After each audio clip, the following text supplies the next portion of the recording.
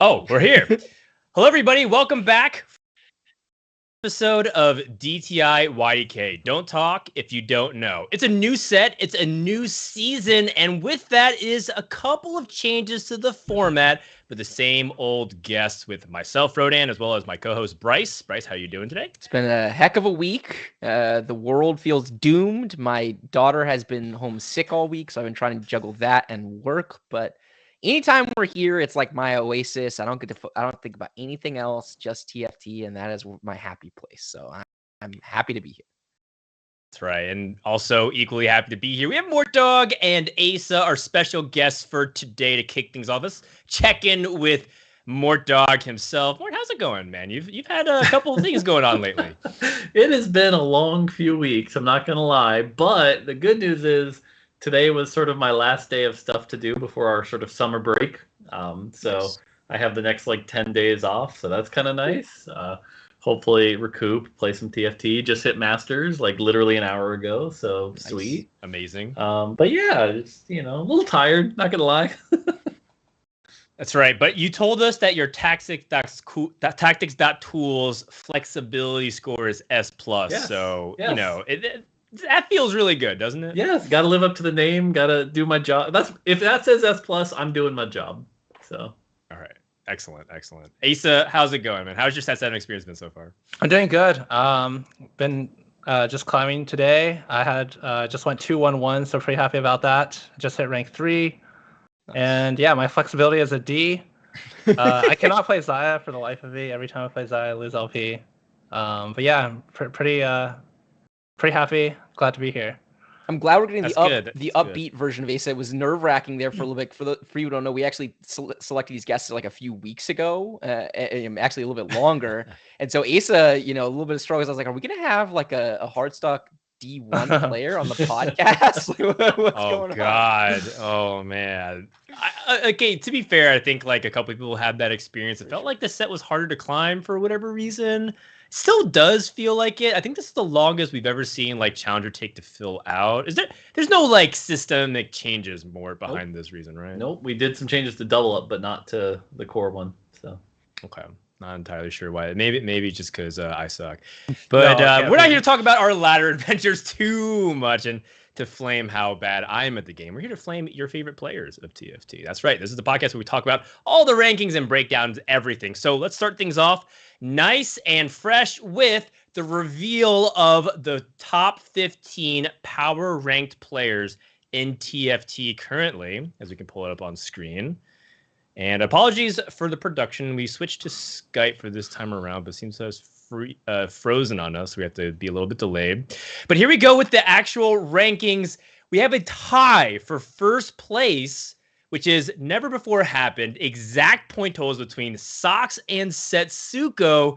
Then we have Milk in third, Spicy Appies in fourth, Dish Soap making a huge appearance at fifth, Soju, Robin, Ramblin, Bert making an appearance again, Spencer, Goobums, Goose, Solus, Aesah, and Kiyun. There's so much to break down, Bryce, but what's the first story that you want to talk about? You want to talk about the snubs or you want to talk about the power ranks that we have? I think let's talk about the snubs as a starting point, because I think that this is the first time that actually we got the feedback from across the board. So many different people said, can we do more than 15?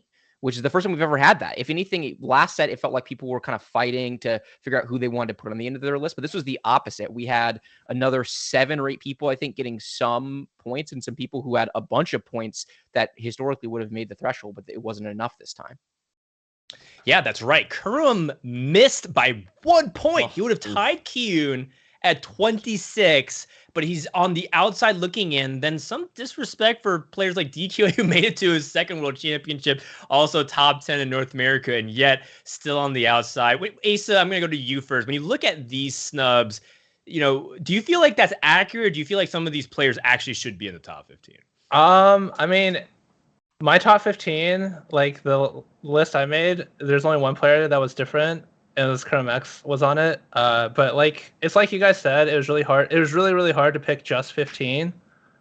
Actually DQA also was also on it. It was really hard to pick just 15. I had such a hard time picking just 15 that I chose not to put myself on there because I didn't rate myself, even though I think maybe I should be.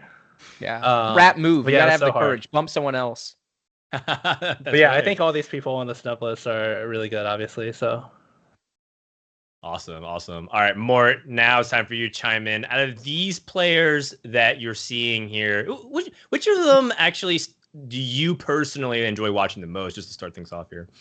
So me personally, like KurumX is obviously a fun streamer to watch, but interestingly enough has had awesome performance on the ladder. When I was doing my rankings, I was like, where are they at in the ladder? What are like their win rate, their top 4 rate, combined with like previous experience? I had KurumX at 6th in my list. So to see him not quite make it, that was a really big snub from what I'm seeing on set 7. He seems to be like kicking this set's butt. DQA and Aniko, I had Aniko as 15 and DQA was like my 16. So those ones, it's like, I can see it. I can see how that one's debatable. But KurumX to me feels like the really big snub based on ladder performance. Let's hone in on that specifically. You rate Kurum the highest out of anybody. Top 6 is very competitive with a bunch of names that you always see being reiterated, but you're the only person that rates Kurum this highly. Why is that? So again, I'm not an expert in this space compared to everyone else, so bear with me here. But what I did, like I said, I looked at their ladder stats, and KurumX had like really high top 4, really high win rates this set. Then I combined that with like past experience. You know, he's won regionals before. He's done very good in tournaments. All of that combined, this looks like a set that KurumX is going to be more comfortable in. And we've seen people have like good sets and bad sets. So all signs to me, based on what I was seeing, was KurumX is doing really well. Compare that to like Goobums, who's clearly like off a hot last set, but seems to be struggling really hard this set. So it made no sense to me how, for example, you could put KurumX below Goobums. Like, KurumX is just kicking its ass right now. And so if we assume right this second, that just made the most sense to me. I think that makes sense as well. Kurum's refreshed. He talked about how taking 6.5 basically completely off competitively has really helped reset his mental. And some players are fatigued because they basically didn't have time off. I know Milk was saying, like, because he qualified for Worlds twice in a row, he's felt like he's never had an off season in TFT, and as a result, pushing him a little bit to his limits, but I think he's doing okay thus far, pacing it out. So with that, the snub list, also gotta give a shout out to number 20, Prestevent. This guy got votes, and that's plural. Multiple people believed in him. Bryce, 4. What a time to be alive. What a time to be alive. I mean, we meme around about Prestevent all the time because it is so fun to meme around about Prestevent. He has such a good personality for it, but he is quietly getting better and better at TFT. This dude is a sponge. He has not played for very long. I mean, in comparison to everyone else in the top 20, he's probably played TFT the least long or among, right? I don't remember exactly when everyone started. I know like Aesah is relatively new, for example. And he's cracked at basically every game he plays. So it's not surprising that we're seeing him here. And I just want to see him keep pushing, because if he keeps pushing, he's not just going to be potentially on the list. He could get scary. Oof, all right. We'll see. Bryce already gassing up Pika. Let's not jump the gun a little bit too early here. So let's go back to the rankings, break it down a little bit more granular in terms of some of the stories that we're looking at. So to start things off, Setsuko and Sox tie for number 1. This is kind of contentious. I think a lot of people weren't even putting Sox at number 1 in terms of the discussion of best player, because Setsuko's kind of running away with the ladder in terms of LP. But so why is Sox so high, Bryce? Like what's putting him so up there in a lot of players' minds when they're voting? I don't even think this is close. I think if there were a tournament held tomorrow with 500 games played, which is the prompt that we use, that Sox would finish significantly ahead of Setsuko. I think there's a very big gap there, if I'm being honest. I think that if a lot of newer TFT fans don't know how good Sox is, because it's been basically 3 sets since he was really in peak form. I mean, I remember when he played, it's our podcast, we can say, when we played Bang Bros, when he was a Bang Bros one trick, Slash Bros, for those of you who want to be the PC version, I was like personally devastated. Dan and I were talking about, I was like, I'm so sad because when this guy plays flexible TFT, there is nothing quite like it. He thinks about the game at such a deep level. I've never seen anything like it since then. I mean, I haven't gotten a chance to like deeply study the CN player VODs, for example. It's harder for me, but Sox is truly special. And I feel like he's been out of form set 4, 5, and 6, if I'm being honest about it. Not that he's been bad. He's Sox. He's still incredibly good, But when you watch his early attention to this set and the way he seems to be approaching it, I'm not saying he's all the way back to peak form, but it's the first time I felt like he's on that path this early in the set. And if he's able to stick with it, Ryan's a little bit older, and being a parent to a young kid, I know that timeline. He's actually in a stage now where he can really focus on TFT again if he wants to. And I think he's going to be number one by the end of the set. I really do. A lot of people put Sox at number one or just gave him really high rankings. Goobums ranked Sox number one. Ramkev ranked Sox number one. But the thing is that no one ranked him really lower than fourth, which, by the way, just as a little different call to action, if you head over to the website, esports.gg/TFTPR, I'm going to type it in chat, you can see everyone's individual ballot. And you can also vote for which ballot you think did the best. So if you think that Mortdog has that best take, this is an opportunity to vote for Mortdog. If you think that Bryce has the best take, you can go and vote for him. We'll probably pick. The panelists include Soju, Natures, who organizes tournaments, Robin, Spencer, Setsuko also voted as well. And of course, our producer, Gangley, yours truly as well, Frodam. So make sure you check that out while we get a chance to talk about that. Aesah, you've played against Sox and Setsuko the most. Does it feel right that they're top two and even tied here in your mind? Yeah, I mean, I have Milk as one, but I have Sox and Setsuko, I think, as 2 and 3, I believe. Setsuko, like the amazing, like how high LP he reaches, and Sox, I actually study with Sox a lot. So I think he's really good as well. Okay. A lot of people have tried to define Setsuko's play of why he is so good at ladder specifically. I want to hear your take about what you think separates Setsuko from your other ladder players who are so good at climbing. I think it's just doing small things better. Anytime like you miss like strongest board, like where it's like most people might be inclined to like maybe put in a synergy when like another unit might be stronger or something. So just every single time you can identify just one instance of that, or identify like one item slam being better than another, then that's just gonna raise your higher average placement. So it's just like very, very small things adding up basically. And I don't think he's like that far breakaway from like a lot of the other people at the top right now. But yeah, I think he's very good. Got it. Copy that. And so I had another topic here as why Aesah didn't rank himself. He already said he just couldn't fit everybody. If you were to rank yourself though, Aesah, being very honest, okay, look, it's completely off the cuff. Where do you think you actually sit currently right now in this ranking? Also, we submitted these rankings like a week ago or so. Yeah. So I think it'd be different now, but I think it was pre-B patch. That's the key, Yeah. right? It was like on Monday. So this was based on last patch, not the current patch. But I think it'd be probably somewhere in the middle, around Soju. Okay. More so I when think you talk, go ahead. Oh, go ahead, Aesah. What's up? I said and then Soju hit rank 1, so it's like, oh, like that was after, so it's like, oh, maybe I might move him up because of that. But yeah. Yeah, I was going to talk a little bit about Soju, but I also want to kind of take Mort's approach to rankings in general. Again, very unique. We talked about Kuramex, but I want to just hear your thoughts on, in general, what are some things that stand out to you, because you also have a pretty spicy top end of your rankings. You ranked Spicy Appies number 1, and you put Dish Soap number 2, and you put Robin number 3. And I think that's the only, you're the only person that put this trio specifically in your top 3. Yeah, again, it's hard for me to keep up with everything, especially with the crazy week I've had. But I went and looked at ladder statistics, right? And especially this early in a set, ladder is heavily skewed by games played. That's not to say ladder is always skewed by games played or that it is the only factor, but certainly 2 players of equal skill, one playing more games is going to end up a lot higher. So I tried to focus on win rate, top 4 rate, flexibility, things like that, and then combined with performance.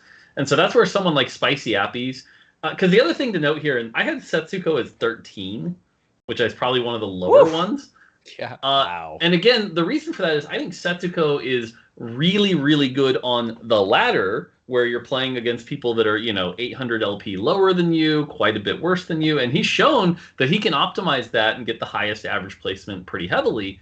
But every time historically he goes up against players of equal skill in a full lobby, he just doesn't perform. And so I don't know how you can rank someone like that. That's like, yep, they sure beat up a bunch of less skilled players. Number one, that makes no sense to me. Especially again when the prompt is a tournament of a bunch of equal skilled players.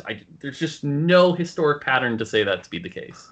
So one thing I think gets overlooked about Setsuko is that his tournament performances are trending up. So 2 sets ago, you're right, they were like really, really bad. Last set, they were okay. He had a couple of decent tournament performances. He doesn't have wins to his name, but I don't really personally value wins that highly. When I look at it, I think more about consistency and how well he does kind of on average in tournaments where he plays. And it's not the best tournament resume, for sure.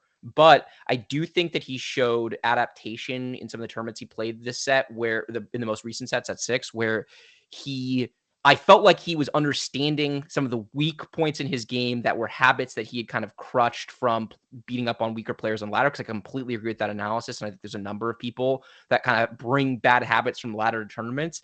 It felt like he was working on it, and I was seeing potential in his play, and his raw game skill is super, super high. So I feel like he's trending in a really good direction overall for tournaments. And I think he could have a much better set 7. But it would not shock me to see him be kind of a middle of the pack tournament player. Okay. So it's a Mortdog diff, right? If he ranked Setsuko 1 placement higher, he would be number 1 over Sock. So that already is enough of a spicy take. But I got to ask about the player right above him, because Setsuko, you ranked 13th. But in 12th, you ranked Milk, who also has historically put a lot of tournament performances. I mean, Bryce says he didn't put a lot of stock in it. Milk is the most winning player in North America as of regionals of what happened last set. So he is the greatest NA tournament player. You don't have faith that he would perform based off your ballot. What do you have to say about that? Yeah, so 2 things. 3 actually. The first is, if there's any player I've watched a lot of Milk. I know his play style very well. The prompt was right now. We are early in a set. Milk is not great. He's still learning. He's still figuring out how to copy, how to learn it. He is not the innovator, never has been. And so right now, there's no way you can rank him number 1. And then combine that with, again, I'm very biased against his play style of learn 2 or 3 comps, go to tactics.tools and look up the augments and make your choices. And until he ever fixes that, there's no way he's ever going to be number 1, and he's never going to win Worlds. And I've tried to tell him this. He doesn't listen. He's still a very good player, obviously. And in fact, I've said this before, and this is my spicy take, is that if Milk is doing well, the meta is in a bad spot. So, woo! Can you elaborate a little bit more just so we understand what what I mean is that Milk does really, really well when there are 2 to 3 comps that are very high performing, usually 1 or 2 above the rest, and Milk figures out how to play those better than everybody else. And he really does. We go back to Kled, right? He was the best Kled player in the world by far. It wasn't even close. But that's not how you win tournaments, right? And the thing that would give him an edge in a bad meta is like 500 games, large sample size. Yeah, Milk would come out ahead. But a lot of the tournaments that, we're talking about, like Worlds, are like 6, 12 game sample sizes. And that's just where he struggles. And he just doesn't know the outs like our China players do. So. All right. So we gave Mort the floor. Aesah, Bryce, do you agree with Mort, or do you want a counterpoint? We have a debate segment, by the way, coming up, but this is not even part of it. I love it. Well, so I completely disagree with this. I feel like Aesah should go first. I'm happy to add a little bit of color, but this is going to be at the heart of the debate that Mort and I are going to have later when you really think about it. I mean, Milk is like this great example. So I'll give Aesah the floor. Maybe I'll say a quick word. But Aesah and I think both have him number 1, right? We're both touching on some things that we're going to debate on later. But yeah, I think I do think, like what Mort said, I've been studying a lot of China pods recently because I do believe China is the best region, and I want to get better at the game. And I think China, they, like, even in a tournament, like they had the KR versus China tournament, and I watched 6.5 as well, Worlds. China hard forces way more than like anyone in NA. Yeah. I don't know, it works out for them, and I think, like I said, I think they're the best region, and so maybe that's just the way to go. It's really difficult to balance TFT where there's not like one comp you make at level 8 that's the most consistent and the best. I have to interject there. I think China on ladder hard forces, especially when they're trying to like learn things. But again, if you go back to all the tournaments when the China players are winning, there's no hard forcing going on there. So to say China is a hard forcing region just feels like factually incorrect. Okay, Lilu skipped a shop with 3 Dravens, Debonair Draven, because he wanted to play Silver 1. I remember that. He also had his items were BT, and I forgot the other items, but like he had way better Draven items too. But he just wanted to play Silver 1. Like BT losses or something like that. Yeah. I think at its core, it's unfair to characterize China as an entire region. That's true. Certain players in China will be hard forcing. Huanmi hard forces very often. But some players are super flexible and they're rewarded for it. And I think that's what makes China so scary, is because these 6 players that come, they're capable of playing all kinds of ways that really optimize TFT, and that's devastating.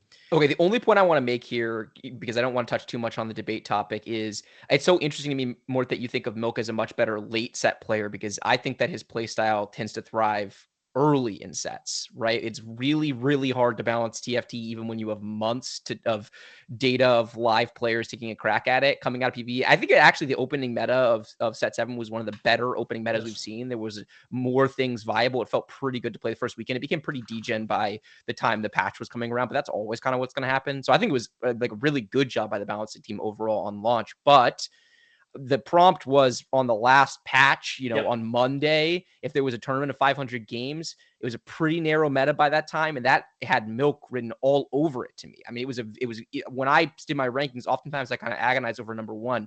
I plugged Milk in number 1 and then just thought about everything else and where I wanted everyone else to go. It was so clear to me that it was a Milk meta if we had a tournament on that day. So I agree with that. The other thing I'll throw out is to even take aside my biases of Milk.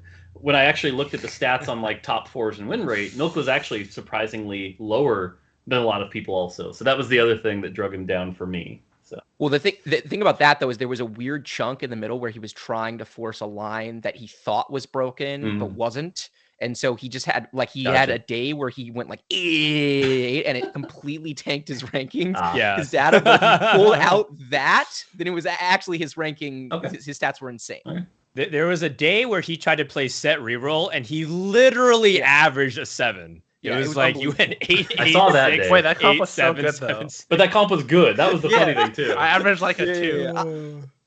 I don't even think that comp was that good, but yeah, it was definitely better than a 7 average for sure.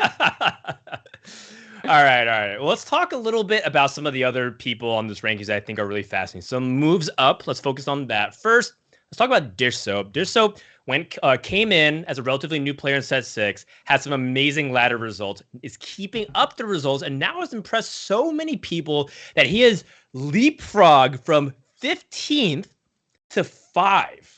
Now, do we feel like this is justified? Some people left Dish Soap off. It's only one person. Goobums left Dish Soap off, said he didn't know exactly where to place them, just didn't feel like he had slots for him. But a lot of people that did put Dish Soap put him very highly as well. Bryce, what's your first reaction to this?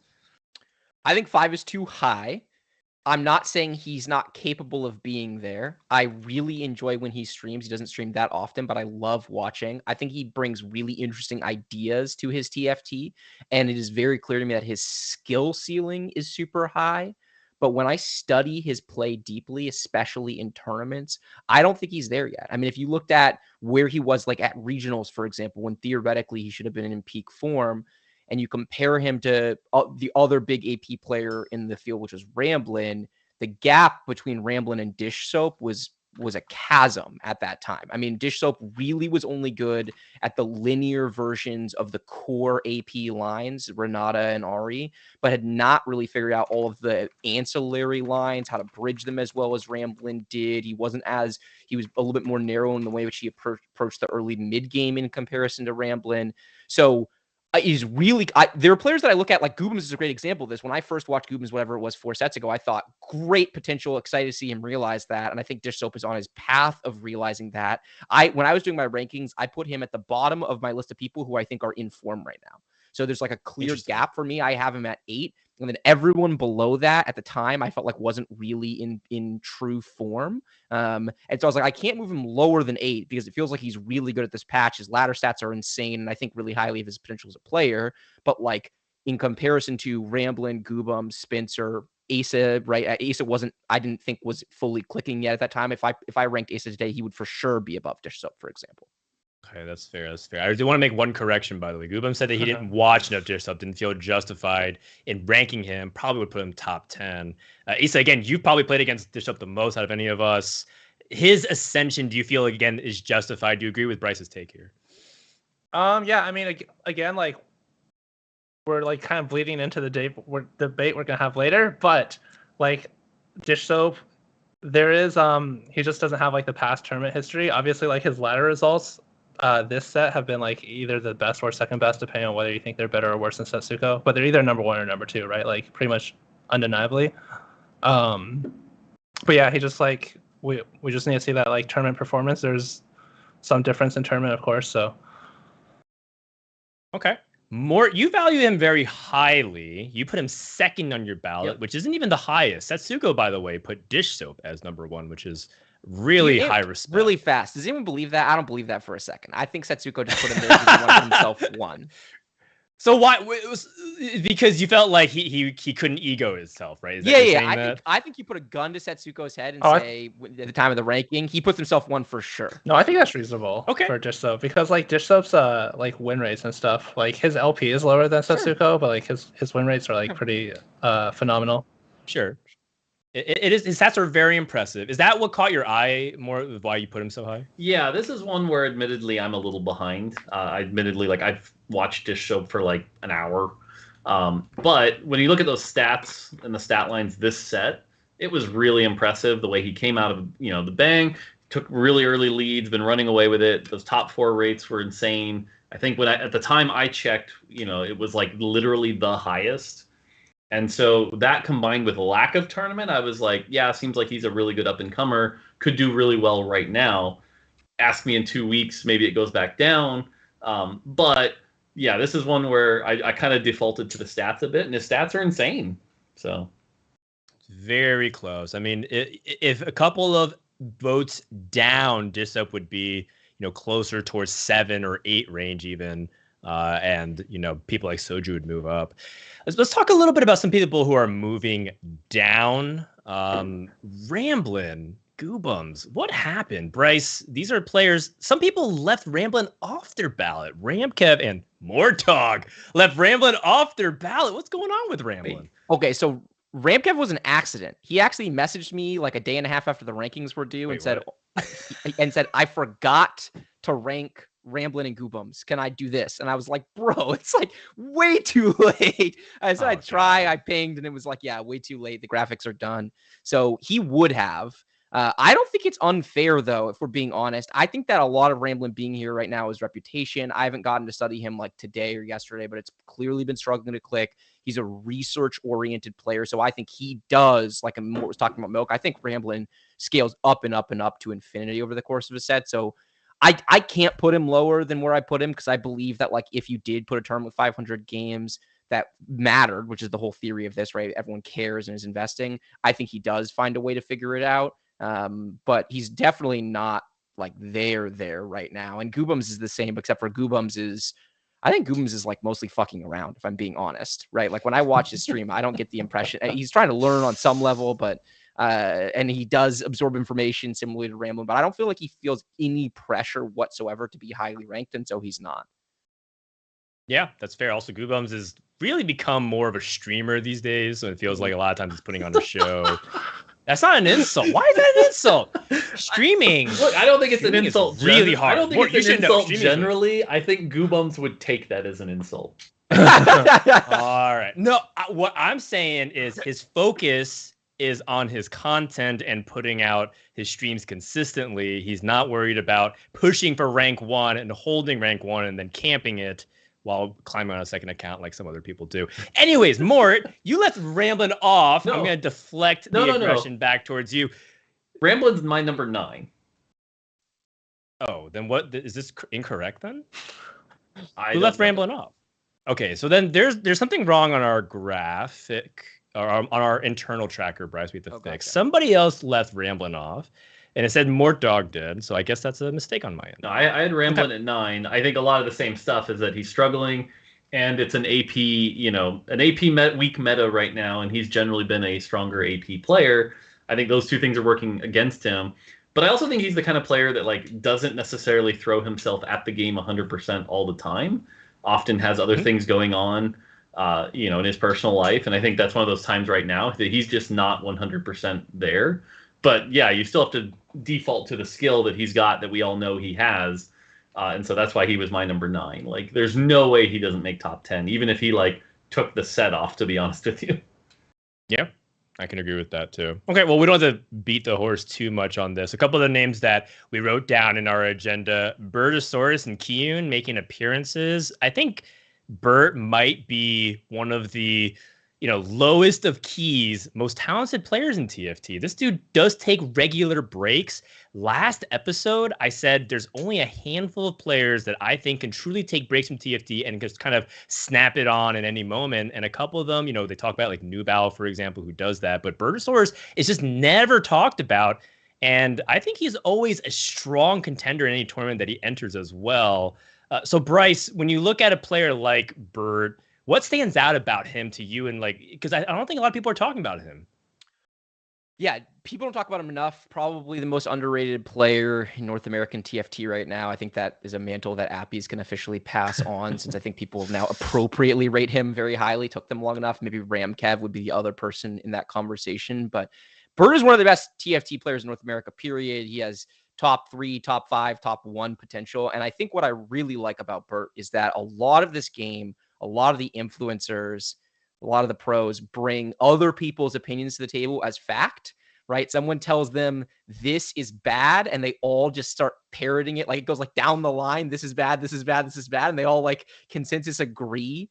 And then they just haven't really thought about it or done it. Like, for example, we were hanging with Nico yesterday playing. I played a Deja game in Executioners, which everyone said is bad. And I was like, Nico, I don't know who told you an Executioner Deja is bad. I think it's totally fine to play from ahead as long as you don't play crit. You have to play upfront damage. You want death cap, right? Like, you want early damage in the fight. You don't want the crit build. And lo and behold, it was a really easy game. It was a first, and it was like a pretty decisive first. And I think that there's a lot of that happens in TFT, and that's a long-winded way of saying Bert is not part of that club. Bert is really good at bringing his own ideas to the table. He thinks deeply about the game. There was a tournament where he stomped the field playing 3-cost carries in a meta when literally no one else in the field was playing around 3 costs. The entire field was playing 4-cost carries, and Bert just played 3 costs every game and just destroyed everybody. And I think that's really like representative of Bert's approach to the game. And he can play in any meta. It's not just reroll or 3 costs. He can play anything. He's really, really good. Fantastic. That's a great breakdown. I don't think we need to add too much more to it. I want to ask Aesah, Kiyun is kind of back. People are ranking him again. Do you feel like Kiyun's kind of back in form? He also did pretty well in Twitch Rivals. Just give us a little bit of your insight into his play from the other side of the table. Yeah, I mean, I ranked him because he did well in Twitch Rivals. I watched some of his games. I watched some games from everyone I ranked. That's one reason I could not rank Bertosaurus. But yeah, they got second, I think, against Milk and Soju. That was Kiyun and Precedent. I don't really know what else to say. Watch his games; he did well. Fair enough. I mean, a lot of the show is breaking down, what is it about these players of why they're ranked. I would say what they did. I might rank him higher, but I feel like he made some plays that I thought were pretty big mistakes. But I have breaking news, everybody. Soju has just messaged me. Can I put Kurum over Robin and kick everyone down? We're doing the show. That's what I literally said. I said, bro, we're literally live right now talking about your rankings. And he responded, what did he say? He said, too bad, Kurum above Robin and everyone down. I'm telling you, Kurum's good right now. Oh, he's for sure right. I don't think that it's wrong. That I think he for sure deserves to be up there. It's just, classic.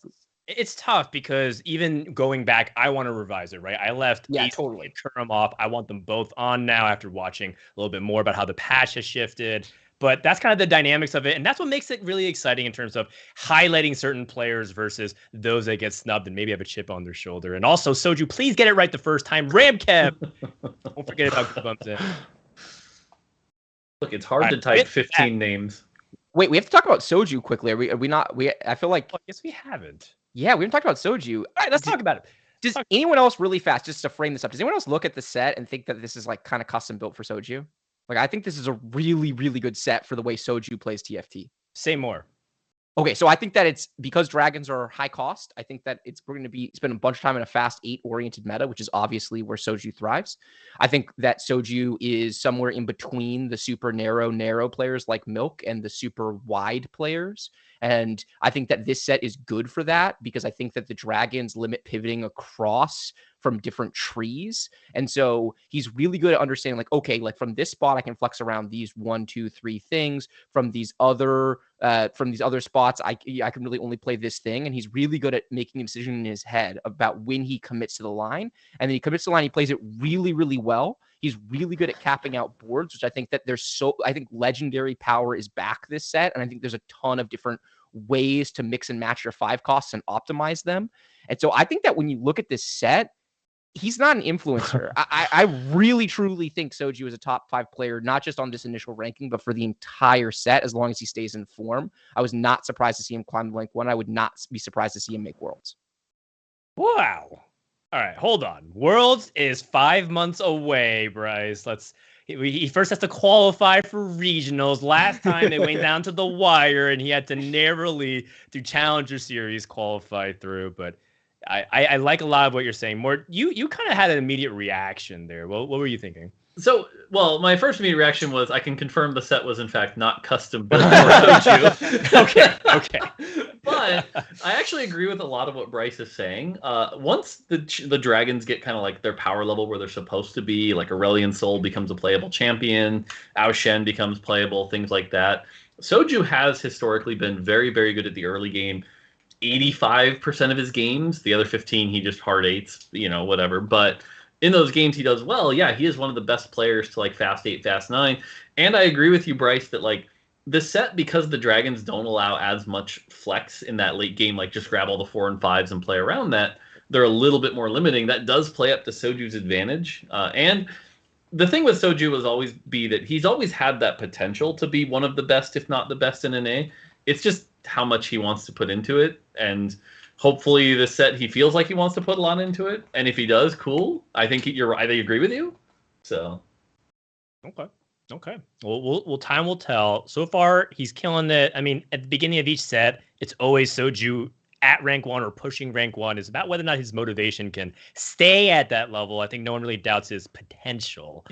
And with that, I completely disagree with both Bryce and More, actually, because I think that dragons make it like less flexible late game. I think Soju's really good at playing like a flexible comp post level 8 instead of just like slotting in, like last set, for example, we had Sivir like 4-4-2, where it's like you don't really change any pieces. I think he's really good at playing like a flexible board at level 8 and 9.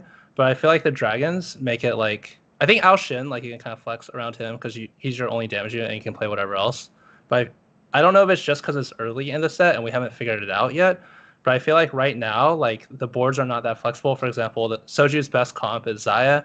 And it's not like you can just slot in legendaries. Like you can't just take out your Kiana for Pyke. You can't just take out Sejuani for Soraka. Like your board doesn't get stronger if you do that. So yeah, I actually think it's the opposite. Interesting. Okay. Well, I like what everyone has brought here. We are going to move on to the next segment, but we'll see how this ages for the next ranking because, we have the Astral Cup coming up. They're going to compete, and then we'll do a little bit of a review afterwards. All right. So with that, we close up the rankings discussion and move on to a segment that we are appropriating from Teamfight Talk Show because that show does no longer exist. It's called Agree. Ooh. It's a segment where we throw out some hot takes in TFT and we ask everybody on the show if they agree. And so we're going to just put out some statements here. So the first one is from Aesah. This is an Aesah special. It says, you should see someone's scouting little legend the moment you click the board. Can you explain a little bit more about this, Aesah? Okay. Personally, I think that is the biggest problem with TFT, where it's like you have to flicker scout, where you have to like go to their board and then go to your board. Otherwise, they will see your little legend. And I know I had this discussion with Mort, and he said like, you should assume everyone's scouting you all the time, but that's clearly not the case. I've watched a lot of VODs of very, very top players and in tournaments they're obviously trying their hardest. I've seen a lot of cases where they are not scouting, but then the instant someone's little legend shows up on their board, they go to that person's board. So basically, if you're trying to play at a high level and you're scouting, you're forced to flicker scout. And it is very bad for the viewers, especially, and it's also really annoying for the player. Gotcha. So you're talking about from the playing and the viewing experience, the consumption of TFT. It feels like it's hampering. Okay, so let's go ahead and agree. So Aesah obviously agrees. This is his statement that he threw out there. Let's go to Mortdog. He actually called you out and said that he already knows that you disagree with this. Well, sort of. Bear with me here. The current state, I think people make a mountain out of a molehill a little bit. And yes, you should be assuming everyone is scouting. And so the information of like, oh, their little legend appeared, like, okay, cool, they're scouting you. Again, you should be assuming that nothing changes. That really doesn't change much, the reality. But oftentimes a lot of design is like what you intend versus how players perceive it matters very greatly here. And so clearly it's bothering a lot of high-end players. The thing here specifically about this call out, there's a specific thing here that says when you should see it as soon as they scout your board. And the reason we actually didn't do that was we were worried about like the instant like appear disappear that was going to be problematic. So I don't know if I agree with this specific solution. It could work, but I kind of agree that like at some point this is going to break down and become a problem we have to solve. I agree that like it makes the viewer experience really terrible. If we ever have to watch from their perspective, if you've ever watched Bebe's stream, he does it in possibly the most annoying fashion of all time. And it's so unnecessary. So like, because of those things, like I'll say, I agree that we probably have to solve this. Okay. Can you explain real quick what Bebe does that's really annoying? Oh yeah. Like he's got it, I think it's tab or whatever, but he will tab click so fast. Faster than anyone I've ever seen do it. It is like ridiculously fast.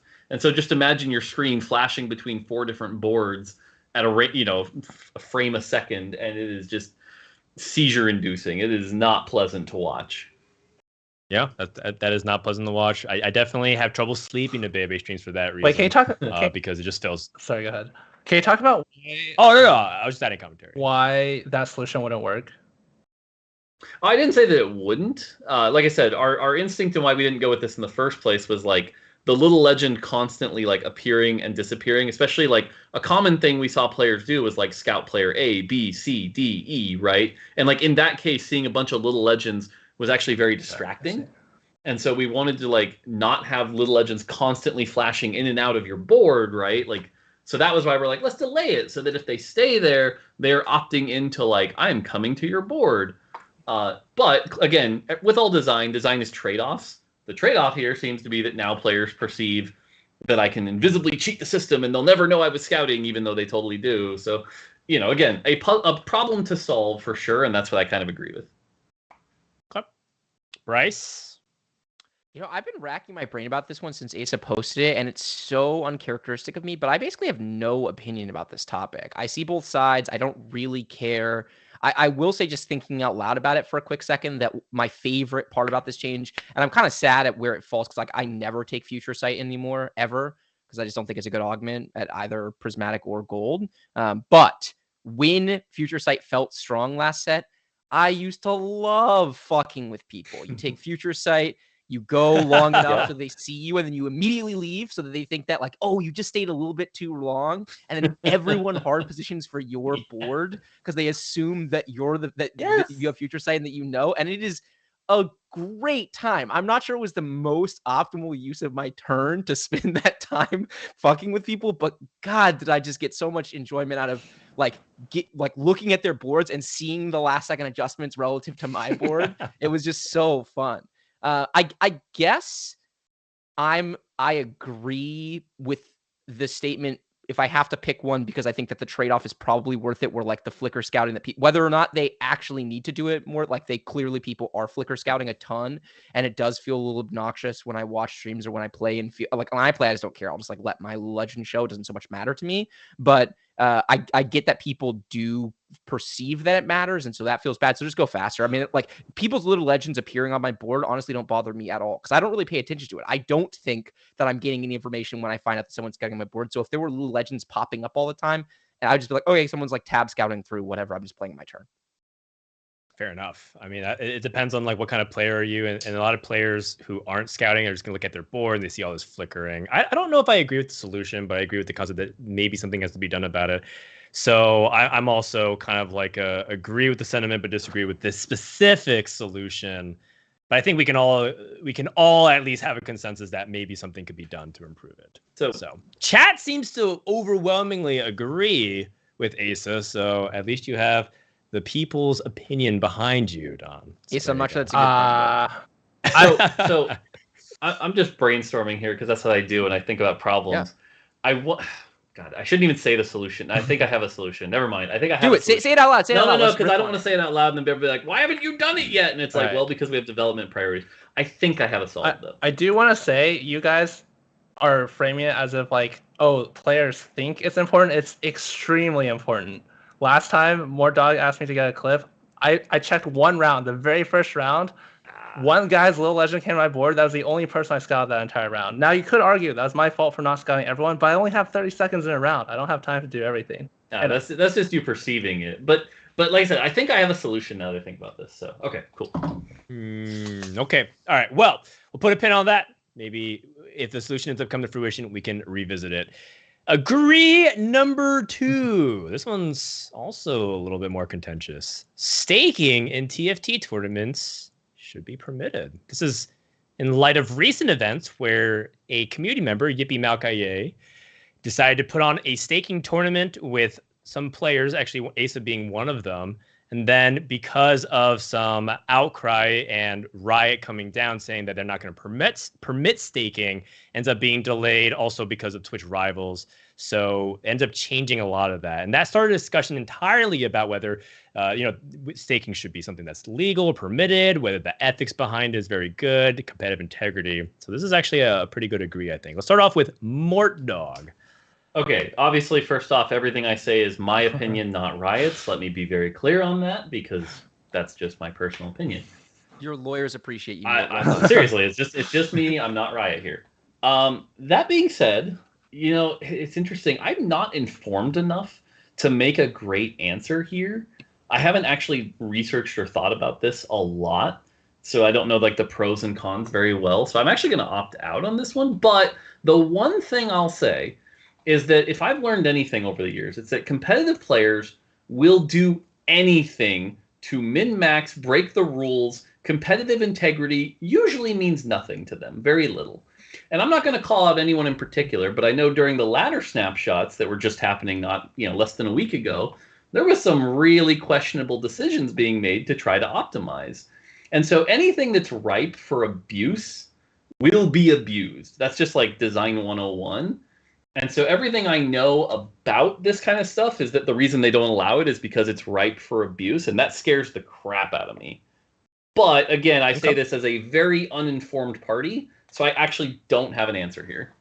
Okay, two things. One, I kind of want to circle back to at the end to see if anyone convinces you one way or the other. Okay. And two, what happened on the ladder find? I don't want to single anyone out, and I don't want to even talk about that it's a thing that could possibly be perceived as good. Fair enough. But it was definitely like, come on, why would you even freaking consider that? And the answer is because they will do whatever they can to win at any cost.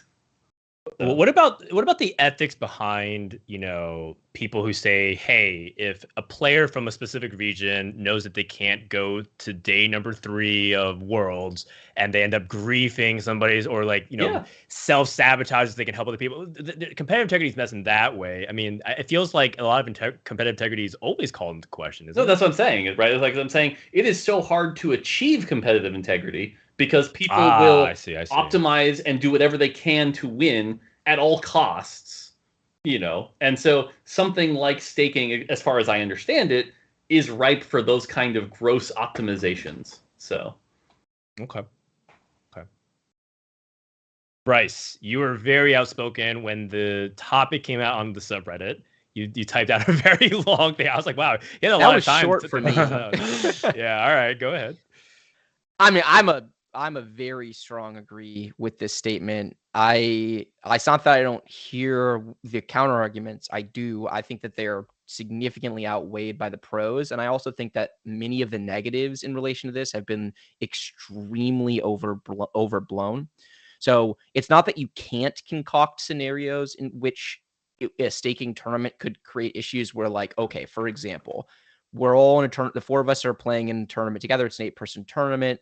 And I buy all of Mort's action.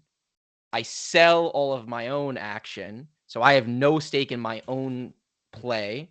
So then I just intentionally int to give Mort a better chance. I grief other players' units in order to make it easier for Mort to win. I like target the people that are doing well, and I just specifically force the line they're going, right? So there are scenarios you can come up with. But if we're being honest, they're pretty far-fetched. They are extremely easy to spot. I think that the chances of like truly this happening and us not catching it would be really, really, really low. And I think the benefits are enormous.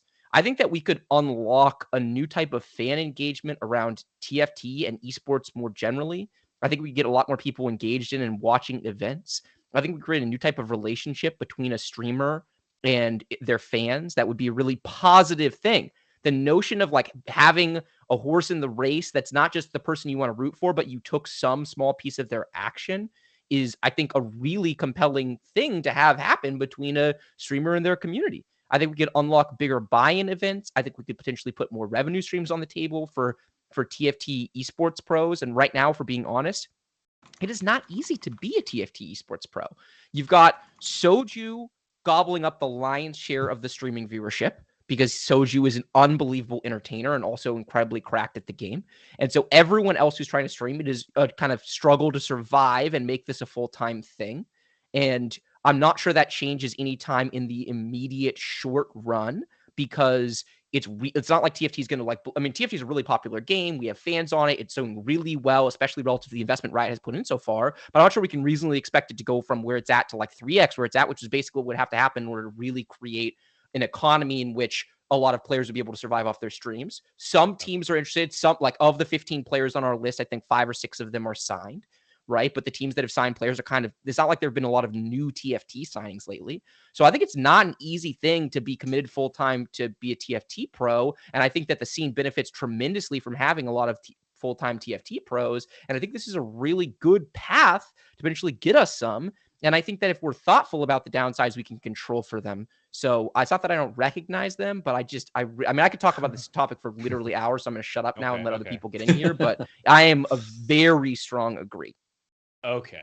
Aesah, you come from poker, where this is where I think it originated in terms of this inspiration. Can you speak a little bit to this topic as much as you want? Yeah, I will say for the pros, Bryce called out pretty much everything, but I do want to call out the things that most people are worried about based on my perception from reading Reddit comments, reading the comments in the chat right now. For example, like if money is involved, people are going to do underhanded things to win. That actually is nothing against staking at all. Because like Bryce said, if someone sells 100% of their action, that's very obvious. You can already do that in pretty much any esports. It could already happen at TFT Worlds. For example, in the past, you can Google like StarCraft Savior match fixing scandal and read about examples of that in the past. But like someone could just be like, hey, Goobums, I'll pay you $1 million to go 32nd at World because I have a bet with someone else that no one knows about for like $5 million that Goobum's going to go 32nd, right? And it's like, so that can already happen. So a staking tournament does not, allowing staking does not make that situation more likely to happen. If anything, it makes it less likely to happen because it's more transparent who is backing you. And like, yeah, exactly. Like if you're selling out a big part of yourself. So that is, I will say like that is one of the biggest concerns of staking is like players throwing matches to like try to fix the results, but that is more likely to happen in TFT Worlds than in a staking tournament. The second biggest concern is like promoting gambling, and I think that is something that I do think is a concern. There's like younger people who play, but I mean, it's who play TFT. That's like, I don't really have too much to say about that, I guess. I mean, it's TFT is, I mean, it's a reality. It's a reality. And that's where I guess this is where I come in. So I ultimately worry about what kind of audience are we cultivating in general, because the thing about it is that at its core, Bryce and Aesah, I think they're saying really smart things, and I think you're right from an adult, mature perspective. And I think the reality is kind of going back to what Mort was saying, that it is ripe for abuse in terms of what happens outside of this environment, right? Because if they allow Maokai to do it, then they got to allow other people to do it. And that can create some really unethical, bad actors in the space who will be capitalizing on that kind of stuff. And not to mention that there is kind of an infestation of gambling. And again, I personally enjoy recreational gambling. I do it responsibly, as and then I try to have fun with it whenever I can. But at the same time, we have to be cognizant of the fact that if we want to grow and scale competitive TFT, there's going to be a time where we want to reach a younger audience.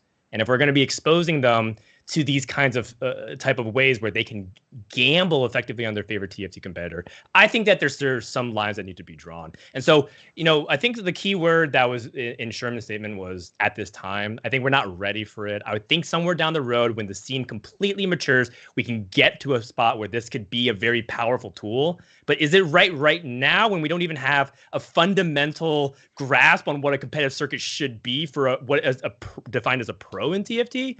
I think we're not there yet. I think it's kind of premature. So I end up disagreeing with this. I also, just to add a little bit of color, because I saw something in chat. I never went through the actual process of getting verified on the account to stake, but someone said that they wish the website had stricter age verification. If the website does not have what I would call best-in-class age verification for a gambling site, where they require you to submit government ID, they verify it, right? They have know your customers policies in place. There's anti-money laundering policies in place. If we don't meet that standard, then that is a problem, and we should.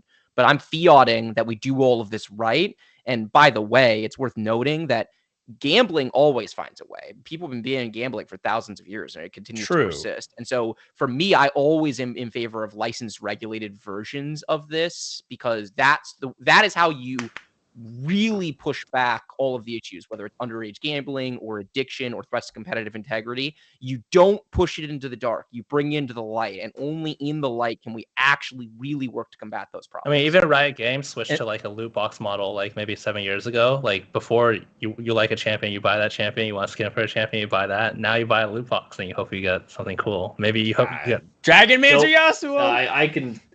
Let's not open that can of worms, but there's a whole can of worms to discuss there. So. Okay, Mort, did anyone persuade you? I'm curious. Do you have a take now, or are you still? I'm not informed enough. I don't like making, because especially now as a point of authority, I don't like making claims when I'm not informed enough. And this is a topic I have not researched enough. So I hear both sides, and I hear some good points. And obviously, even taking all of that into account, there's the assumption if we were going to do it, what would we have to have in place, et cetera, et cetera. But I'm just not informed enough to make a solid answer one way or another. I think it's a really interesting topic, and maybe something that we can revisit when the tournament actually happens. It's going to be delayed, and so maybe we can revisit that. And of course, when Aesah participates, good luck, man. I think it's really fun. Thank you. I know I was invested personally, and so I want to see, in terms of emotionally, I want to see what ends up happening from it. I think it's a really cool concept, and I hope that more people can perhaps see exactly what Aesah and Bryce were talking about, even though I personally disagree. With that, let's move to our last agree before we go to our final segment of debating. It'll be really fun. Is team solos, which is the Twitch Rivals format, should be incorporated into the official competitive circuit. There's a lot of positive reception about how that format played out. Bryce casted it. Aesah played in it.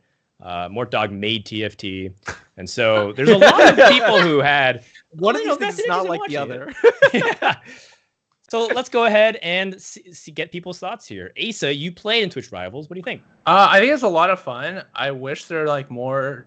I think 4 vs 4 is even more fun, because I feel like 2 vs 2, you're mostly playing your own game. You're not really trying to target grease something. But 4 vs 4 really changes the way you play the game.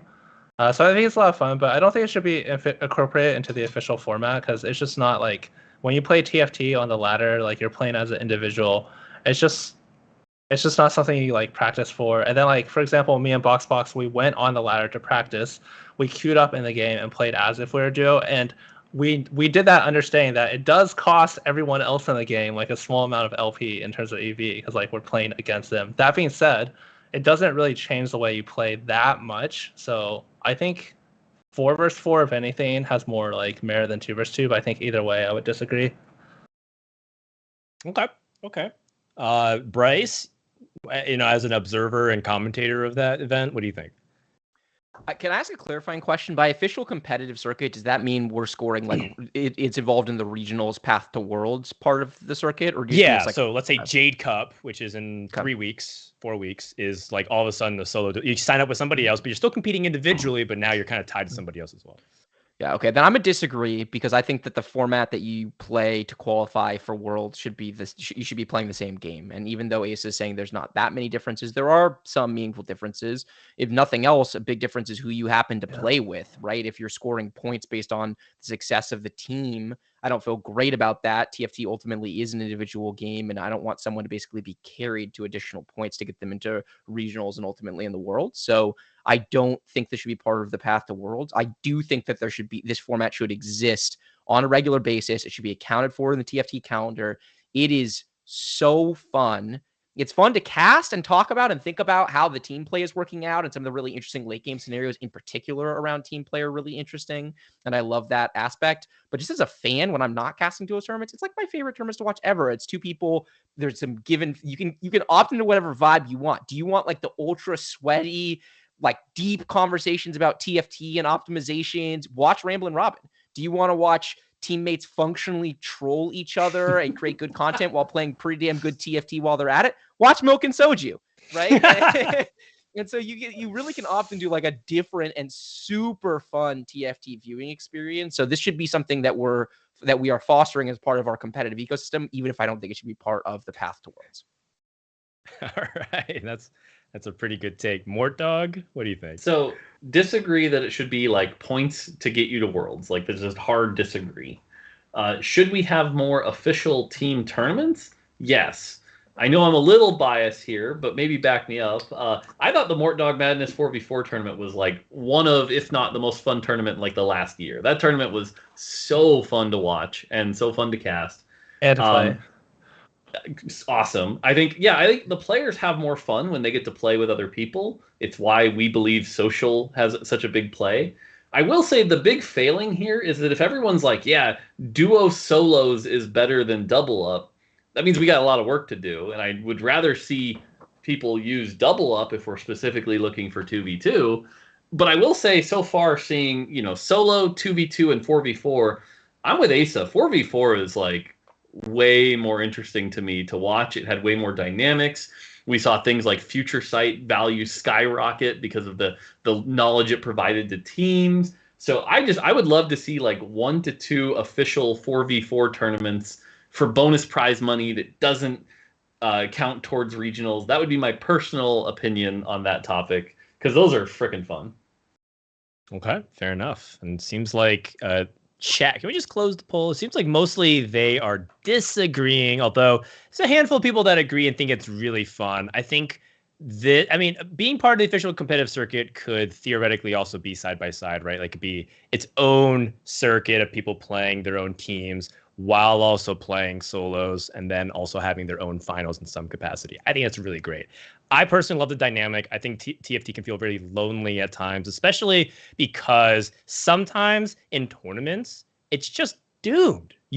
You're not going to advance to day 2. It doesn't matter if you can go first. At best, you can just grief someone else's tournaments. But in team solos, you always have to keep playing. That motivation to stay engaged, make it really exciting, make the narrative easier to follow is really nice to have. The problem with 4v4 is it gets kind of convoluted, especially when it's like 4 players from one team in the top 4. It's like, well, this doesn't really matter at the very end of the stage. So I personally enjoy the dynamic of team solos a little bit more than 4v4, but I totally see where everyone's coming from. I gotta say, one of the highlights for me though was when Soju's team all top forward and they realized they'd started the tournament late. So they're like, let's just help out and we'll all FF and get our points and move this tournament right along. And I thought that was a great moment. Yeah, absolutely. But I think the takeaway is there's a lot to be explored with competitive TFT formats. I think are really, really fun and engaging. All right, hell of an agree segment, gentlemen. Thank you so much for joining us for that part. So while we can all come together and agree, it's time to fundamentally disagree. This is a new segment we're bringing. It's our last portion of the show for Don't Talk If You Don't Know, and we're calling it Outlaw the Slaw. We're going to have our guests appear and take Bryce on in debates, who is a professional lawyer and a trained debater. He competed nationally in debate. What kind of debate was it? It was policy? I did a bunch of different formats, but I did policy most seriously. All right. So he did he try-harded some policy debate. Which is the worst form of debate to try hard, by the way. It's the worst. No one judged me for that. Policy, I hated it. It was just what my school had. Fair enough. They're going to take on a predetermined topic. Mort has brought a topic that he's going to debate Bryce on one-on-one. Aesah's going to debate afterwards. And then we're going to have 3 votes. Myself, the person that didn't debate, and chat. That's right. Chat's going to be voting for who won the debate. And so it's going to go back and forth. They're only going to have a couple of minutes, so pay attention. It's going to go 3 minutes opening, then questions, and then 3 minutes, and then 90 seconds for rebuttal. Okay, so with that, the first topic is Mort versus Bryce. Oh, no. And the topic is a one-trick / very narrow player cannot be the best TFT player. This is alluding to what we said before earlier in the show about rankings and certain players' play styles. So we're going to start with 3 minutes for the affirmative with Bryce, who believes that you can be the best TFT player. Wait, the affirmative is Mort because he agrees with the statement. It's a negative statement. Yeah. So and to be clear, I gave them both the opportunity to pick whether or not they wanted to go first or second, because we can just reword the statement to go the other way. So they both picked first. So they got their, they can have their opening 3 minutes prepared. Yeah, I'm not a master debater, so this is going to be pretty rough. So let's see how we go. Here you go. 3 minutes is yours. Start the timer. All right. So when you think the best TFT player, right? Your expectation is that, not only are they going to like win everything and perform very well, which that's where I think this gets a little more debatable, but you should be able to ask this player about information about the game, right? I would imagine their game knowledge has to be really high. Could you imagine walking up to the best player in the world and saying, "Hey, how do you play this comp?" And they're like, "I don't know. I never touch it. I don't know anything about it. I don't know what these skills do." That you cannot be the best player in the world and not know what half the units do. That's just ridiculous. In addition, when we talk about sample size, right, you can probably climb the ladder. You can probably hit top LP with your 4.3 average and climbing. Everything's great there. But the reality is when it comes down to a tournament, you have a sample size of 6 games. That seems to be what we've decided, 6 games. In that 6 game, there are going to be so many scenarios that you have to be ready for. And if you've been one-tricking a comp, you're not going to be ready for them. What happens when the game gives you a situation? When you're climbing ladder over 500 games, an 8th place, not a big deal in the grand scheme of things. An 8th place in a single 6-game sample size, it's going to ruin you. And so you need to learn how to get out of those situations where the game gives you the champs you don't need, the augments you don't need, the items you don't need. And how can you possibly be the best if you don't understand those situations? And we've seen that time and time again. Yes, an augment might have a 42% top 4 rate, but the reality is if you know how to use it, you can win with it. That's how we saw Worlds 1. That's how we're going to keep seeing Worlds be won. And it's very clear to me that like you have to not be a one trick. I don't know if that was 3 minutes. There you go. That was 2 minutes. Well done, Mort. So I guess we have a minute here just for me to ask questions, right? But this is my first time. I've never moderated debate, so I ask questions here. Okay, so Mort, if a player goes 1-1-1-1-1 in tournament and also has an average placement of 1.0 on ladder with this play style, you even still, despite having all these imperative results, you would still believe that they wouldn't be the best player. Correct. Because again, they might be the best at that thing, and that might mean the balance is so off that that thing is overperforming. That is less indicative of their skill. That is indicative of their skill at playing that particular composition, not at the game. When we talk about TFT, the game is 58 champions, a variety of traits, everything like that. And so even in that situation, and we've seen this before, right? I'll call out Cled Bundy. Yep, he was rank 1 when LeBlanc was a thing. Is he the best player? No, clearly not. And I think we've seen that happens. So, yeah. Even if they consistently do that over a period of time, showing that they can change their playstyle, but they just choose to focus and expertly hone in on one specific area of expertise. I mean, at that point, we're talking about a reality that I don't think is the case, because the idea that they're going to be able to 1-1-1-1 with a specific comp, and that's applicable in the game, that's just a fantasy. Like, that's not a reality worth considering. Okay, fair enough. I'm just asking to just get more clarity into what you're doing. I'm not trying to debate. No. At that point, I'm not. Oh yeah, I'm explaining for the chat, for people who are on the outside who are just like tuning in, like, what's going on? Why are we mad here? All right, 3 minutes on the clock for the negative side. Bryce, the floor is yours.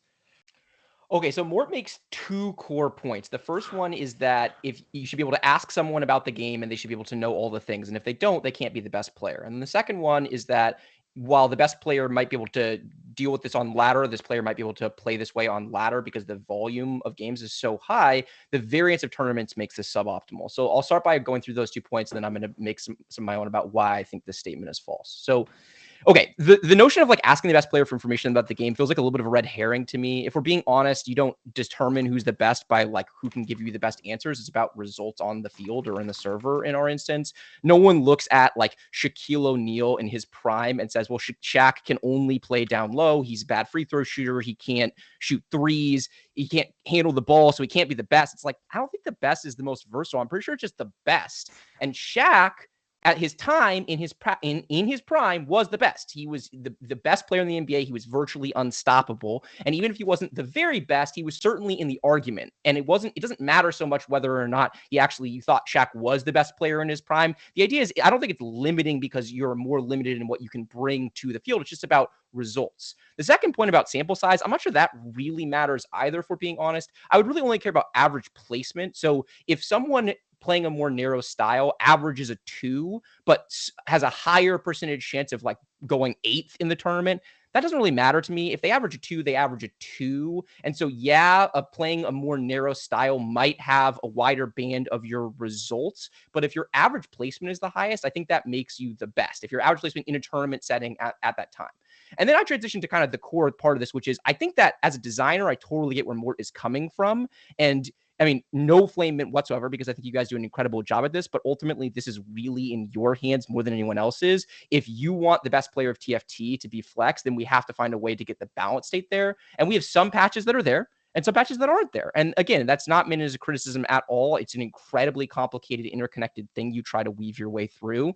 But I do think the reality of TFT is that there's a meaningful percentage of patches where the best player is very narrow, because that's the optimal way to play the game. And I think if we look at someone like Milk, for example, he's really interesting because he's actually an insanely good flex player. When you watch Milk play flex, he is very capable of doing that. He's just someone who has identified that he thinks in almost every meta state, even states where people consider it to be more balanced, it is a more optimal path to take a narrow approach. And so it's hard for me to ding him on that. At the end of the day, the best player is just about who puts out the results in tournaments. And there's way too high of a percentage of the time where that means playing narrowly in tournament TFT when you're playing with the world's best. So for me, it's an easy disagree with this statement.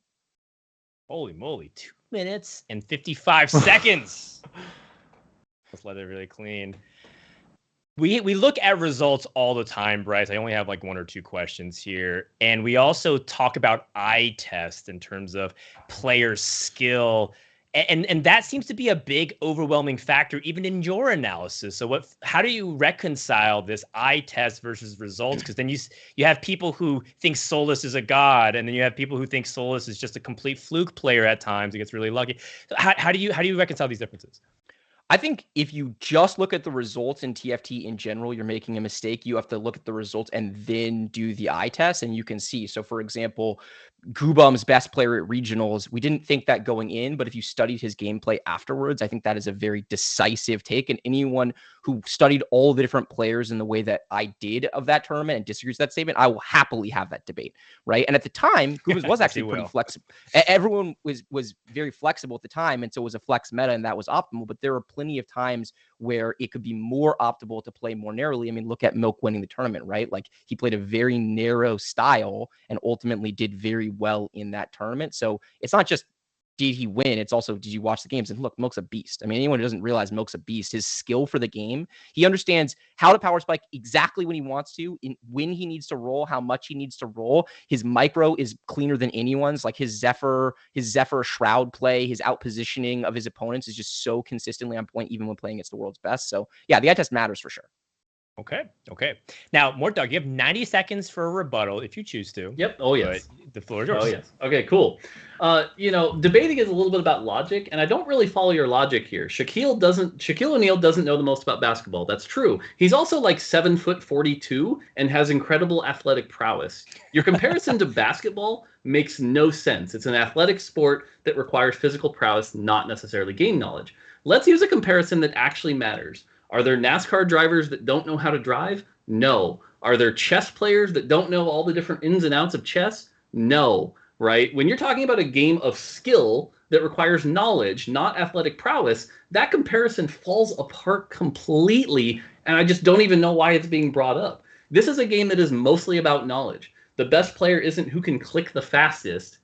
It's who knows the most about the game and how to interpret it. Now, at one point, that player, this hypothetical player who might be the best, you're right that like there might be a meta where it is optimal to one trick. That's true. And that best player will probably do that in that scenario, right? We've seen high skill players one trick Sivir. But the reality is that same best player, when the meta shifts to a more balanced meta, can play different things because they have game knowledge. And again, I'll go back to the simple example of there are 3 augments. If you don't know what to do with them and you're teching tactics.tools, you are not the best player. It's that simple. TFT is a game about skill and knowledge. That's it. There, 90 seconds.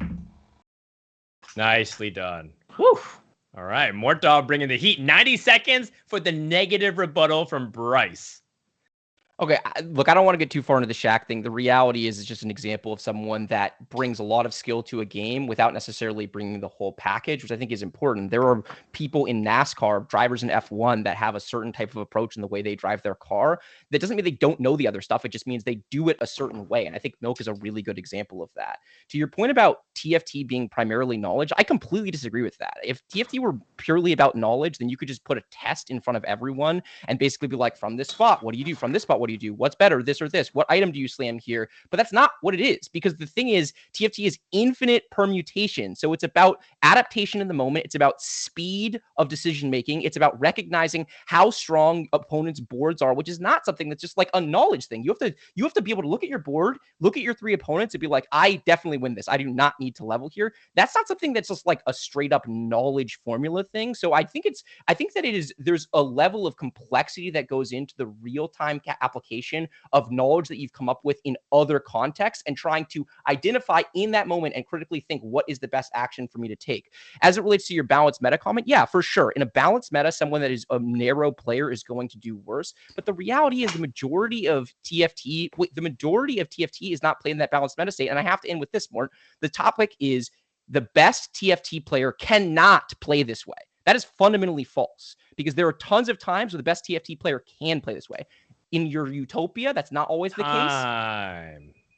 Done. All right. Wow, what a first round between Bryce and Mortdog. Who needs boxing matches between streamers, am I right? All right, so with that, we're going to open up a poll. Blind, please do that. And have chat vote. And in the meantime, Aesah, you get to tell us who you vote for. Who convinced you one way or the other? Honestly, I feel like this statement, I just have to agree with Mortdog, honestly, but I feel like there's almost nothing Bryce can say, because as someone who plays a lot of TFT, you have so many options in TFT, and you have to be able to use those options, because let's say you only know how to play Sivir, you go 8 with 70 gold and you get 0 Sivers, what are you going to do? You can't just be like, oh, I'll just take an 8th. So I think fundamentally the question, I just have to go with, Mortdog's side. All right, so Aesah is fundamentally biased towards this question. Yeah. In terms of how I felt the debate was, I really liked a lot of the points that Mortdog brought, but I think Bryce got at its core. I think TFT is a game about decision-making, not about knowledge. And I think a lot of times that decision-making starts even before you get your first carousel. And the decision to choose to play narrowly can also be just as optimal as playing very wide based on the current balance states. I think the best player adapts to any situation. And based off the way Bryce laid it out, I got to vote with Bryce. Which brings us to a 1-1, which means that chat will decide who won this topic. And I think we have this poll is way too long overall. We can just close it. It's fine. We can just close it. Yeah. And it looks like with a 58% vote, Mortdog has taken it over Bryce. Can I just say something? So on this topic, clearly, like, I have my opinion, right? Like, I clearly think you can't be a one trick. But Bryce won that debate. Holy shit. The way you came and like took notes and had, I mean, your athletic point was like far-fetched and garbo, but like the way you approached that debate, like, bravo. Like, I felt like an amateur. But your logic, your logic was kind of garbo. But for what it's worth, I mean, I agree with the statement. I don't disagree with the statement. I tried to reframe what the debate was about. But at the end of the day, perfect TFT has to be played flexibly. There's no way around that, because eventually the meta does get to a balanced state. And if you only know a narrow set of outs, like, yeah, you'll win sometimes, but a lot of the time you're leaving results on the table. And we've seen tons of examples. I mean, 2 worlds ago, the comp that won Worlds was a Dawnbringer reroll that literally no one was open to basically in the whole field. I remember when they started going for it, I was like, you can't win a lobby like this. And it's like, oh, contrary, you actually can. So yeah, the stored power Lucian is always going to be my favorite. That 41% top 4 rate augment, so. Anyway, that was well done. So good luck, Aesah. Good luck, Aesah. Our second topic, seeing if Aesah can match up to Mortdog. Ladder performance is a better player of a player's tournament skill than actual tournament results. We're going to start off with the affirmative, which is Aesah. Aesah, the floor is yours for 3 minutes. All right. So, obviously, tournament games are more similar to tournament games, but the problem is there's a big sample size issue. That's why I think a ladder ranking is a better indicator. So some of the differences would be like different patches that would actually favor ladder, but some that favor tournament results, for example, is playing under pressure. Sometimes you have to play for a specific placement, which obviously certain players could be better at than other players. Sometimes you have to. Sometimes you can prep for the players in your lobby. For example, if there's a lot of assassin players, maybe you don't want to spend a lot of time learning Corki or a comp that like is vulnerable to assassins. However, the main difference is that the tournament games are tougher. They're better players. They're trying 100% instead of experimenting. So basically, the average board strength is going to be stronger at every stage in the game. But I think ladder is a better indicator because I think this difference is very overstated. Especially when it's a new set, like right now, everyone is playing, like all the good players are playing. On the top 32, the lowest amount of games that anyone has is 150. The set's been out for 22 days, 3 hours a day. The high end, people have 11 hours a day. On average, like 250 games, that's 8 hours a day. So like we're running into each other a lot on the ladder. And I would say like it is not uncommon at all to have a ladder lobby that is tougher than like an average day 2 Astral Cup lobby, or maybe even a day 3 lobby. Like that is not uncommon at all. And like it's not like weird. Like obviously some people are experimenting, some people are streaming and not fully focused, but like we're definitely trying to win these games. So it's like these ladder games, and that does affect your LP. And like the problem with using past tournament results is sample size, because a lot of these tournaments are just a few games. For example, one day you could get day 1 if you low roll 6 games in a row, and you can look at someone who tries very hard on the ladder, such as myself. You can look at Sasuko.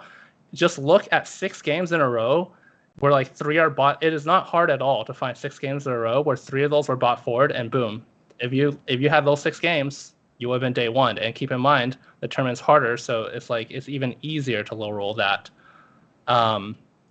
The best players on ladder average about 3.4 average placement. You can also think of this as 70% top 4 rate, 20% top 1 rate. That is very similar to the win rates of poker. 9-person sit and goes is 9 people instead of 8, but it's very similar win rates. And every person who has played those has experienced 100 game plus downswings. So yeah, Mortdog mentioned Setsuko earlier as someone who didn't have good results on ladder. I personally got known for my results in Challenger Series, but Setsuko would have won Challenger Series if he FF'd against Appies or if the games were in a different order. So it's like, just like looking at such a small sample size from tournaments is just like, it does not outweigh the differences between tourney and ladder play. All right, exactly 3 minutes on the dot. I want to ask one question to you, Aesah. Do you really believe ladder has the same pressure and stakes as tournaments, though? You said it yourself. A lot of times the streamers or the people you're playing against aren't always incentivized to win, versus in tournaments, it's do or die. Doesn't that change the environment and therefore create a more competitive environment to judge your pure skill upon? I think the pressure definitely is a factor. There's a lot of Olympic athletes who are like, oh, I performed this routine 1,000 times. I've never messed up, and they messed up on stage. I think that is one of the biggest differences, but overall, I do not think that outweighs the sample size of like playing several hundred games on ladder compared to just looking at like 20 games earlier in that set in the tournament. Okay. Copy that. All right. Bryce, 3 minutes on the clock. The slaw is up. All right, let's do it. So Aesah and I agree about the premise here, right? Neither of these are good sources of data. Ladder games are deeply flawed. Just looking at tournament results are deeply flawed. I'm just going to convince you that tournaments are better data than the ladder games. So let's walk through some of Aesah's arguments. So the sample size thing is really interesting. Like, yeah, that is the number one thing you have on ladder. It's actually the only argument you can make for ladder is that it's such a high volume of games that it is better data than the low volume of games that are clearly more responsive because it's comparing tournaments to tournaments. The obvious problem with Aesah's argument is that it's really bad data that you're relying on, right? You come up with some anecdotes here and there, Aesah, like you talk about, well, it's not uncommon to have a tournament ladder that's like stronger than, or a random ladder game that's stronger than day 2 of Astral Cup. It's not uncommon, but it is pretty rare, if we're being honest. If we went and looked through all of your lobbies, the notion that it is actually a strong lobby top to bottom happens probably like 1 out of 10 games, maybe even less. And I know that because I play in these fucking games, and you guys, like, I'm pretty good at TFT, but I'm not that good at TFT. I'm frequently playing in the middle of a workday where I've been up 6 a.m. I've got my daughter. I work. I take a 2-hour break in the middle of the day to play a couple games of TFT. I'm answering emails on the side, and I'm behind on the meta, and I'm in these lobbies. That is just not the same environment. So for me, the notion of relying on ladder data at all to talk about someone's likelihood in tournaments is very suspect. Yes, it does matter if someone is terrible at ladder and trying, right? Put aside the like Goobum's fucking around, put aside Ramkev playing to learn, Appy's playing to learn, whatever. If someone is hard stuck masters, right? They're not good. And the ladder data is telling us that. But the notion that ladder data is going to suggest tournament results, which is what the proposition we're arguing over, is ludicrous. It's completely different environment. You're playing with people who don't know how to play TFT. They don't put pressure on your board in the same way. You make fundamentally different decisions in the game because you know the other people are bad, and not bad objectively, but bad relative to you. So when it all comes down to it, like we essentially agree on the premise, right? Aesah knows that ladder lobbies are significantly weaker. He just thinks the variance outweighs. And I don't see that at all. I don't think the variance outweighs. I think at the end of the day, the tournaments are more likely to give you a reflection of someone's tournament quality. You have to look at more than one tournament. I'm not saying a single tournament, but this isn't poker, Aesah. Like those analogies always fall flat with me because, yeah, sure, the win rate, the top 4 rate might be similar, but there's no such thing as someone like Setsuko having a bad 100-game swing. It literally does not happen because there is so much control over variance. So when you're playing people who are worse than you, like Dish Soap is regularly, like Setsuko is regularly when they're stomping the ladder, it's just telling you something totally different about their style. All NBA players are good pickup basketball players. Not all pickup basketball players are good NBA players. End of the day, the eye test is going to need to overlay this. If you just look at a player's tournament results, you're not going to get the answer. But if you just look at the ladder, you have basically no answer at all. Okay. Wow. 2 minutes and 59 seconds. This man's a pro. So when we look at ladder performers and tournament skill, but the thing is, Bryce, it feels like a lot of people who have performed on ladder also have done well in tournaments. You're saying that that is not necessarily. Can you just clarify a little bit the correlation exactly about what separates someone who's actually good at both versus one that's just not good at beating other people? I think they're different different skills, and we see that manifest in some very specific players. Like I've used Goose as an example multiple times, right? Like Goose wasn't struggling in tournaments just because he wasn't taking them as seriously as prepping as hard. It's because he was approaching his tournament lobbies as if they were ladder lobbies, and he had a bunch of bad habits from slamming items and playing tempo and getting away with it that he could not do when he was playing against good players. He fundamentally changed his approach to the way in which he played tourneys, and lo and behold, he does really well in regionals. He makes worlds. And I think there are a lot of other micro examples I could get into, but for me, it's like a correlation does not equal causation thing. It is unlikely that someone taking ladder super seriously and sweating, who is hard stuck masters, is going to do well in tournaments, but that doesn't mean that someone who is good at ladder is going to do well in tournaments. Okay, Aesah, 90-second rebuttal starts. Okay, I would love to hear from Goose about that, but me and Bryce had this discussion before. I don't know if it's fair to bring this up, but again, the best ladder players are 3.4 average placement. That's, you can think of this as 70% top 4 and 20% top 1.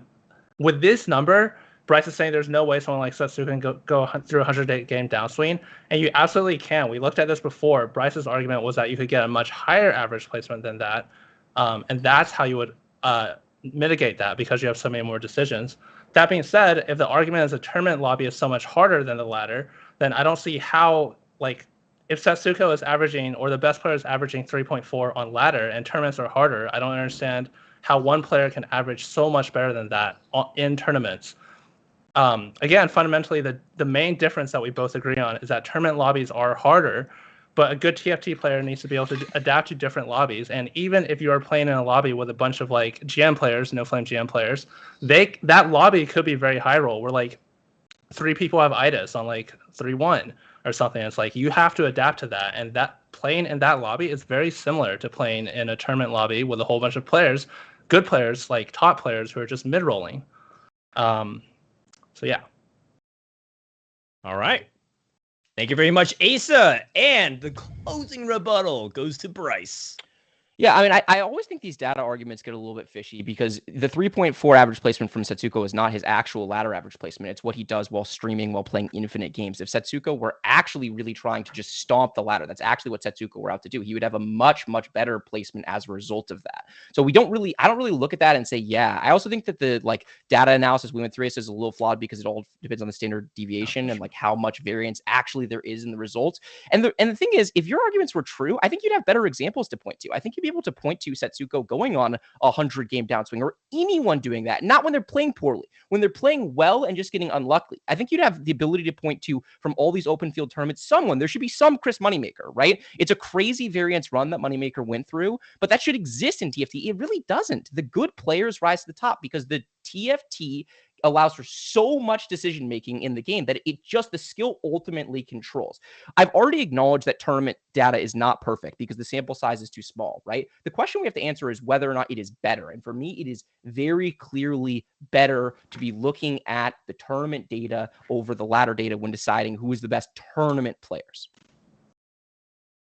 All right. Okay. So that brings us to the conclusion of this topic. Let's open the poll and ask chat who you thought was able to get the better of the person in debate. Also, while we're waiting for those votes to come in, Mort, give us some thoughts. What do you think about how this debate went down?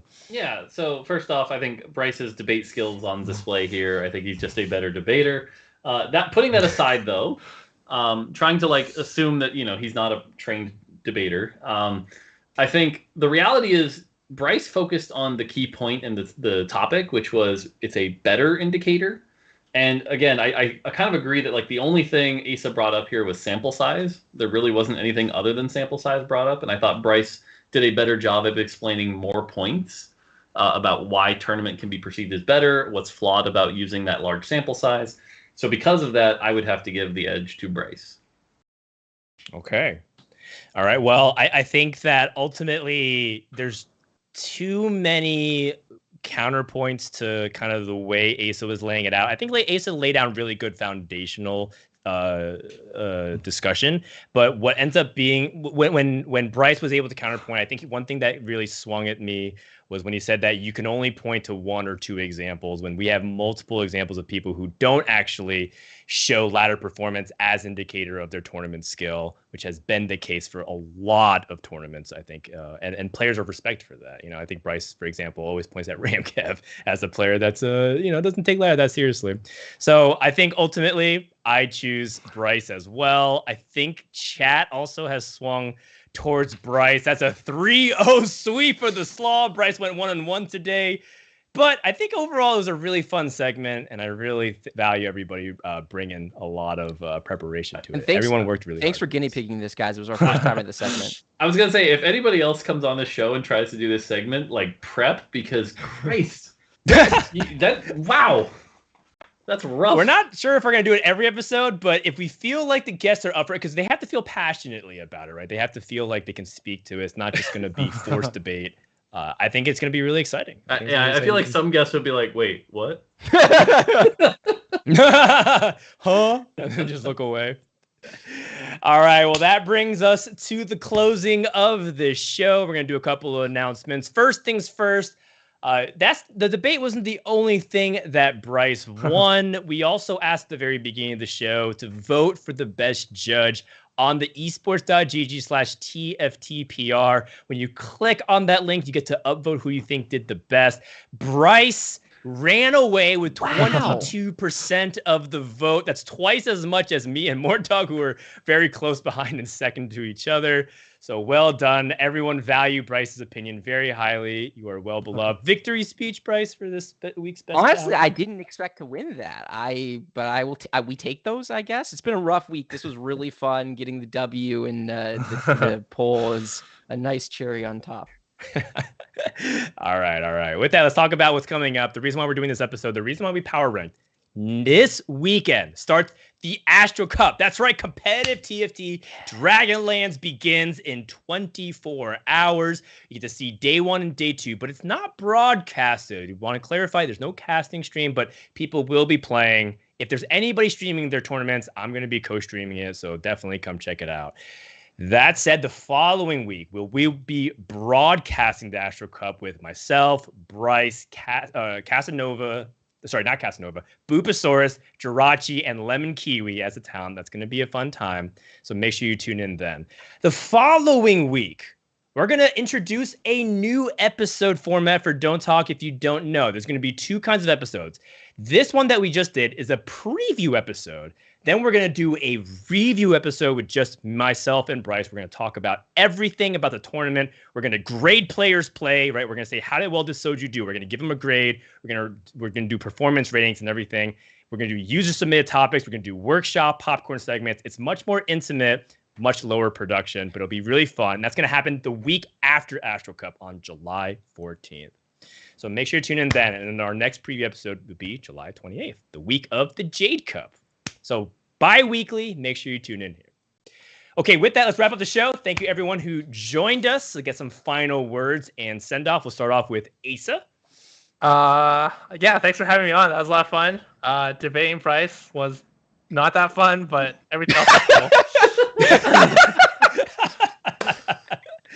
Sounds good. You can check out Aesah. He streams all the time, and he's killing it rank 3 right now. He's going to definitely keep pushing for that rank 1. Mortdog, some final words? No, thanks for having me. Definitely not a topic I'm as expert as the two of you on, so felt a little out of water here, but felt I was still able to contribute, and hopefully I don't get flamed too hard for wanting the game to be not about one tricks, and so. But yeah, no, this is fun. So thanks for having me. I think you did some great. Can we get some hearts and love for Mortdog in the chat? I know he doesn't watch every TFT streamer the way I guess myself, Bryce, and Aesah does. But he definitely hung his own and contributes so much to this episode, and of course, TFT. So thank you, Mort, for spending your valuable free time with us on a Thursday night. Bryce, final words? I mean, +1, thank you both for coming on. This was a great episode. Really, really enjoyed it, and glad you guys kicked off set 7. I'm so excited to get into the official tournament circuit and see how everyone's form shapes up. It's been a really interesting set to follow in terms of a lot of the best players have struggled on ladder, and some of them it's clicked, some of them hasn't. Like Ace is a great example of that, where he's kind of gotten to click state. So I'm super excited to see how Astral Cup shakes out. I hope Ramblin' crushes week 1, and I just can't wait to see the action. Ramblin'! You got this. It's going to happen tomorrow. Thank you so much for tuned in. This has been Don't Talk If You Don't Know, episode 6 with Frodo and Bryce, Aesah and Mortdog. We'll see you next time for more TFT action.